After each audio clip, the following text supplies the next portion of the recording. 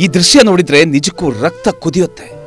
ನೋಡಿ, ಆಸ್ಪತ್ರೆಯಲ್ಲೇ ನೆಲದ ಮೇಲೆ ಕೂತಿದ್ದ ಅಸಹಾಯಕ ಮಾನಸಿಕ ಅಸ್ವಸ್ಥ ರೋಗಿಯ ಮುಖಕ್ಕೆ, ತಲೆಗೆ, ಹೆಗಲಿಗೆ ಮಹಿಳಾ ನೈರ್ಮಲ್ಯ ಸಿಬ್ಬಂದಿ ಹೇಗ್ ಕಾಲಿಂದ ಒದಿತಾ ಇದ್ದಾಳೆ ನೋಡಿ.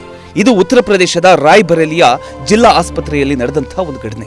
ಇಷ್ಟೆಲ್ಲ ನಡೀತಾ ಇದ್ರು ಪಕ್ಕದಲ್ಲೇ ನಿಂತಿದ್ದ ಭದ್ರತಾ ಸಿಬ್ಬಂದಿ ತಡೆಯೋ ಪ್ರಯತ್ನ ಕೂಡ ಮಾಡಿಲ್ಲ. ಎಲ್ಲ ಮೂಕ ಪ್ರೇಕ್ಷಕರಾಗಿ ನಿಂತು ಬಿಟ್ಟಿದ್ದಾರೆ ನೋಡಿ. ಇದು ನಮ್ಮ ದೇಶದ ವ್ಯವಸ್ಥೆ ಅಂದ್ರೆ. ಈ ದೃಶ್ಯವನ್ನ ಅಲ್ಲಿದ್ದವರು ಯಾರೋ ಮೊಬೈಲಲ್ಲಿ ಶೂಟ್ ಮಾಡಿ ಸಾಮಾಜಿಕ ಜಾಲತಾಣಗಳಲ್ಲಿ ಹಂಚಿಕೊಂಡಿದ್ದಾರೆ. ಈ ವಿಡಿಯೋ ಯಾವಾಗ ವೈರಲ್ ಆಯಿತು, ದೇಶದಾದ್ಯಂತ ಆಕ್ರೋಶ ಕೂಡ ವ್ಯಕ್ತ ಆಗ್ತಾ ಇದೆ. ಪ್ರಾಥಮಿಕ ಮಾಹಿತಿ ಪ್ರಕಾರ ಪಿಂಕಿ ಅನ್ನೋ ಗುತ್ತಿಗೆ ಆಧಾರದ ನೈರ್ಮಲ್ಯ ಸಿಬ್ಬಂದಿ ಈ ಕೃತ್ಯ ಎಸಗಿದ್ದಾಳೆ ಅಂತ ಹೇಳಲಾಗ್ತಾ ಇದೆ. ಈ ಘಟನೆ ಬೆಳಕಿಗೆ ಬಂದ ಕೂಡಲೇ ಆಸ್ಪತ್ರೆ ಆಡಳಿತ ಆಕೆಯನ್ನ ಸಸ್ಪೆಂಡ್ ಮಾಡಿದೆ. ಉನ್ನತ ಮಟ್ಟದ ತನಿಖೆಗೆ ಆದೇಶ ನೀಡಿದೆ. ಪೊಲೀಸರು ಕೂಡ ಪ್ರಕರಣದ ತನಿಖೆಯನ್ನ ಶುರು ಮಾಡಿದ್ದಾರೆ.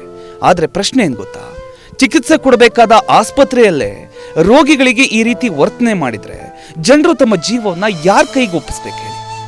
ನಿಮ್ಮ ಪ್ರಕಾರ ಇಂತಹ ಸಿಬ್ಬಂದಿಗೆ ಯಾವ ಶಿಕ್ಷೆ ಆಗಬೇಕು? ಕಾಮೆಂಟ್ ಮಾಡಿ. ಇಂತಹ ಸತ್ಯ ಕಥೆಗಳಿಗಾಗಿ ಈ ಪೇಜನ್ನು ಫಾಲೋ ಮಾಡಿ. ನಿಮ್ಮ ಒಂದು ಫಾಲೋ ಅದು ಕೇವಲ ಒಂದು ಸಂಖ್ಯೆ ಅಲ್ಲ, ಅದು ಸತ್ಯದ ಪರ ನಿಂತಿರೋ ಬೆಂಬಲ.